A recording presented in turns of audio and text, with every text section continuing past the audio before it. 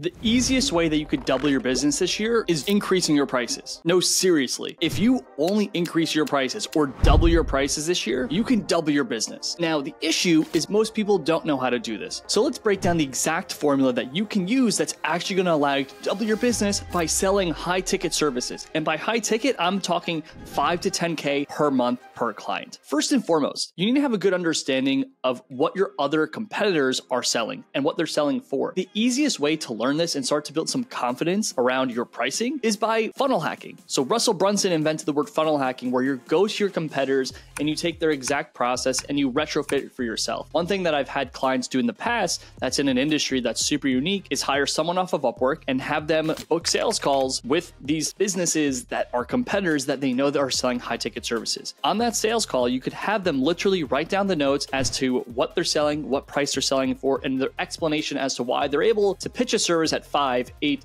10K per month. So that's the first thing I want you to do. Actually learn why your competitors selling things at a high ticket price. Now, when it comes to your service, you need to build a simple sales process. There's 2 reasons why someone's going to pay you 5 to 10K per month. The first reason is they trust you on a human level. They believe that you are going to do right by them. They believe that you are going to honor them and you're not going to screw them over, because God knows there are so many scam artists in 2024 and beyond. And the second thing is technically. They need to, on a technical level, believe that you can grow their business in whatever capacity that you're going to do that in. So let's start with number 1. When you get on a call, the first thing that you need to do is build rapport. Rapport is the concept of building trust with someone such that they believe in you. The easiest ways to build rapport are called matching and mirroring. It basically means by matching or copying someone's body language and tonality. Now, a good example of this is if you're in person with someone and they cross their legs, in 5 or 10 seconds, you cross your legs. If someone leans back in their seat, you lean back in their seat. It seems so silly, but on a subliminal level, we are always looking for things that seem in common to us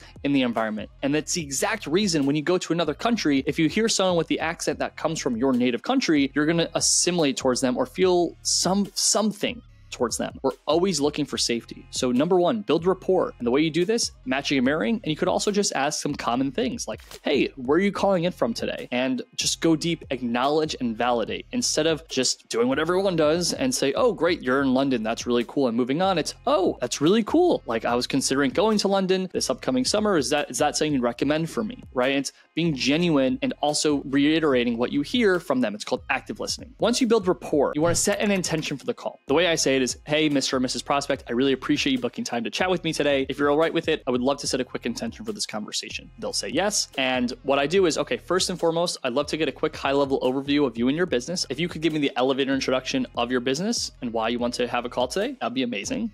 And I'll do the same. After that, I'd love to add value to you on this call. And if we have time, start to talk about potential collaborations. Does that sound fair? They'll say yes. That's when they go into their business and what it is they actually do. When they do this, I want you to start to ask questions to qualify them. A great few questions you could ask is number 1, what is it that you want to accomplish in the next 12 months or 24 months? Number 2, what are the issues that are preventing you from getting there? Or number 3, what are the apprehensions you're having with hiring a service provider to help you accomplish those goals? These are things that you want to come back to when you tie your service. We'll get to that in a second. In addition to these questions, you could ask some of these questions as well. What was it about my services or my business that made you interested in a call? Are you looking to solve those issues you're facing and make an investment today? Have you made an investment to solve for the current problem you're facing today? Just a quick note here. The problem they're facing might be growth, and the thing they might be considering is ads. If you run an ads agency, this is highly applicable to you. And the thing you're looking for is, are they currently invested in an ads program, or have they invested before? Now, if they've never invested, you want to ask, what is it about now that you're actually wanting to invest? And if you invested and it didn't work, what didn't work about that experience? Another question you want to ask to qualify is budget. The simplest way of saying that is, great, based on all these things I'm hearing, you're looking to solve a lead generation issue in your business. The final question before I make a quick introduction of myself is, what type of budget have you set aside to actually grow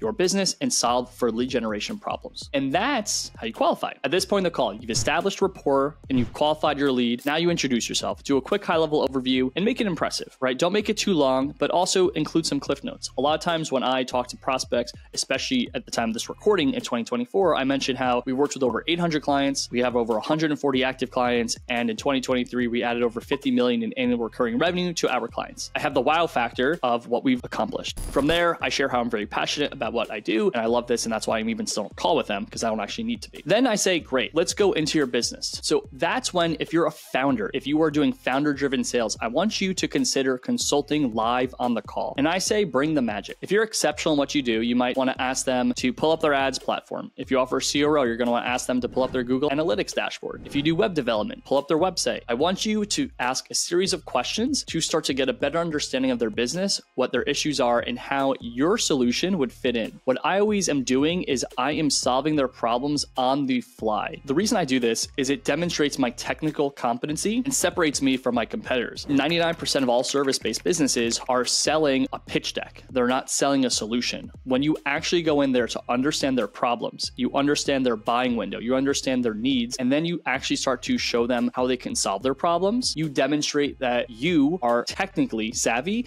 and they can trust you on a technical level because you already demonstrated your expertise. Once you solve their problems, and keeping the example consistent by showing them how they can start to build a strategy using Google and how you believe they should target, what keywords they should target, who they should target, and all that fun stuff, then you could say, hey, I want to pause here. Based on what I show you, do you believe this will actually solve the problem of ABC? Enter your problem here for your business. And they'll usually, if you're good at what you do, say yes. Then we want to link their needs to your services. A simple linguistic pattern that you could follow in this exact step is by saying, great, would you like to see how we at my company can help you implement this solution that I showed you on the call to help you accomplish your goal? Now, this is going back to some of the earlier questions when we talked about what goals they had. You're tying in your services to their goals. This is when you start to pitch. You go through your deck, you go through your program. And remember, going back to step one, going to your competitors' decks, you can really start to template some of the things that you've seen from their decks as to how they frame, what offers and guarantees they make, how they price. When you do this full presentation, I want you to start with logistics and then go to price. Logistics is explaining how you work, why it works, and why it delivers results. And before you get to price, I want you to pause and say,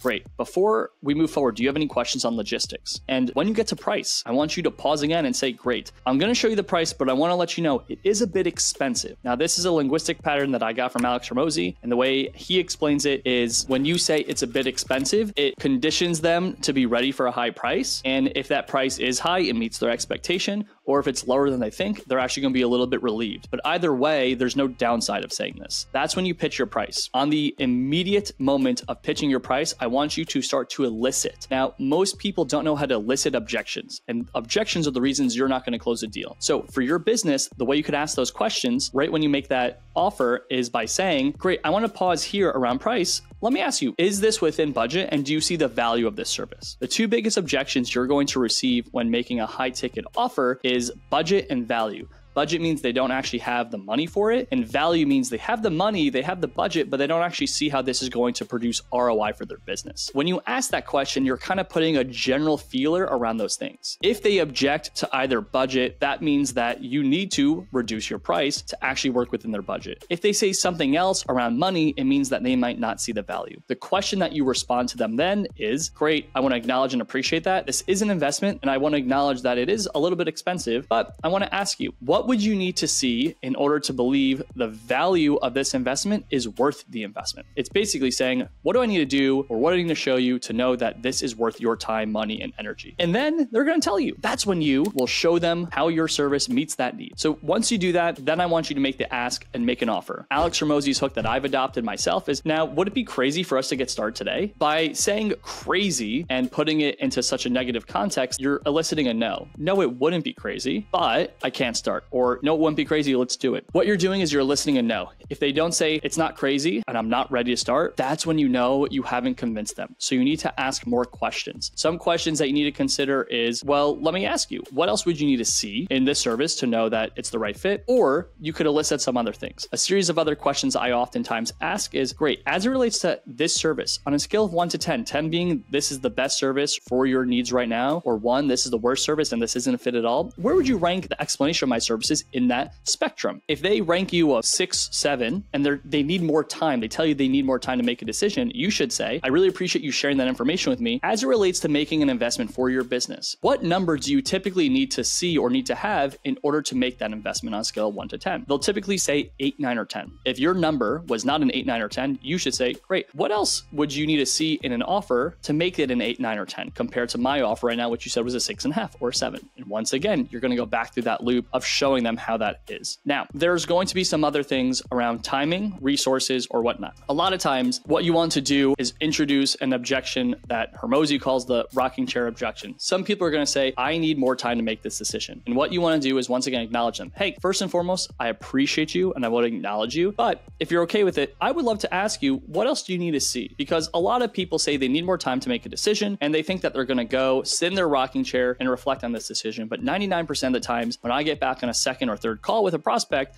they tell me they actually hadn't considered it and they're still thinking. So I believe you don't have all the information you need to make a decision. So what is the information you're considering to see if this is a fit or not? That's the exact script that you can use. And if they still are pretty persistent, you can then follow up by saying, hey, I appreciate your feedback. How about we do this? Let's book another call. Golden rule of sales. At the end of every call, you book a call. Now, at that point, if you ask all the questions and you book another call, when you get back onto sales call 2, what you want to do is do a quick recap, get back into rapport, and say, great, last time we spoke about A, B, and C. I offered 1, 2, and 3. And now in this situation, I wanted to pose the question, what questions do you have for me? Or is there any reason we wouldn't get started today, right? So it's either questions or do we want to get started? They'll have more objections or questions that you need to answer, and then you need to make an offer. Great. So now that I've answered all your questions, once again, I want to ask, would it be crazy for us to get started today? And if it's not a yes, same thing. You need to answer their questions. Sales is a series of demonstrating value by showing the client and prospect what they actually need to see in order to say yes. You need to uncover those things by asking questions and demonstrate value through showing how your services create the value they are seeking. This is Sales and High Ticket Services 101, and I appreciate your time. If you received value from this video, make sure you like and subscribe to my channel so I can deliver value like this to your YouTube feed every single week. Thank you very much.